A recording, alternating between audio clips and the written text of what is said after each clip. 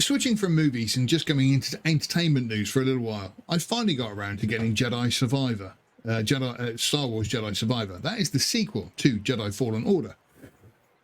I haven't finished it yet. However, I have been having a whale of a time with this wonderful game. I do not understand, I made a meme about this, I do not understand how Lucasfilm write their TV shows and write their movies so badly when the story in Jedi Survivor at the moment is thoroughly engrossing. It's honestly beyond me, because the story so far, in the first I was going to say movie, then in the first game, Cal finds out he is force sensitive and he gets tracked down by these Inquisitors and he's basically a Jedi hiding. In this new one, they are looking for a place where the Jedi can call home and have no fear of the Empire. And again, the characters in there, I am so engrossed with them. They're fantastic. There is a character, this is really sad now, and I probably shouldn't admit to this, but I'm going to anyway. There's a character in there called Mirren, who is a Night Sister. She's fit. Wait, what? She's fit. She's really hot. I really like her. Oh, all right. Yeah. And Cal the other day, this is so sad as well. Cal the other day kissed her in part of the story, and I was like, yay, they're going to get it together. It's also turned into a soap opera for you. But it is. But again, what gets me is I'm so invested in Cal as a character.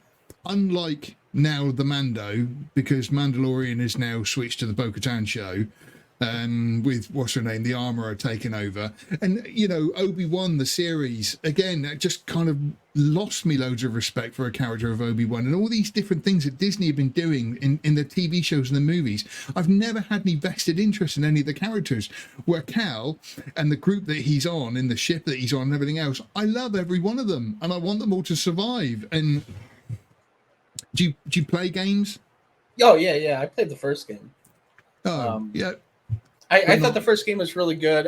The story was interesting. My biggest problem with the game was like it felt it didn't really have a lot there. Like you go to a planet, you don't really spend. There wasn't like a big open world for each planet like I was hoping there would be. That's exactly this. I've just finished playing Assassin's Creed Origins, and I love that in that. It's just open. It's sandbox. You can kind of go and do whatever you want. Whereas these games are quite linear. You can only kind of go in one direction and kind of stuff. It amazes me that they haven't done a sort of sandbox Star Wars game, because it would lend itself to it beautifully. You can have a. Well, as I said, there is the Star Wars: The Old Republic, which is kind of open world. I mean, it's not at all open world like you would think. I mean, it's still pretty linear, but. It feels big. There's a lot to explore in it. Yeah.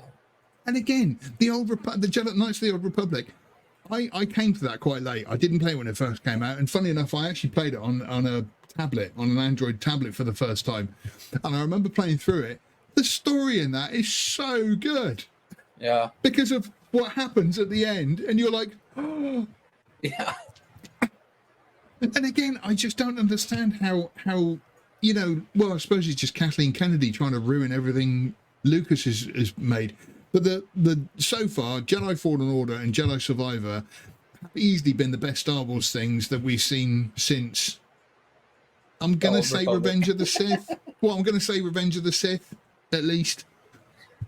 Which one? I'll give that its credit. Oh, episode 3? Yeah. I'm going to give that its credit. But I mean, it's certainly better than anything since then. Like I say, anything Disney has produced. Maybe Rogue One, but Rogue One is all right. Yeah, exactly, it's all right.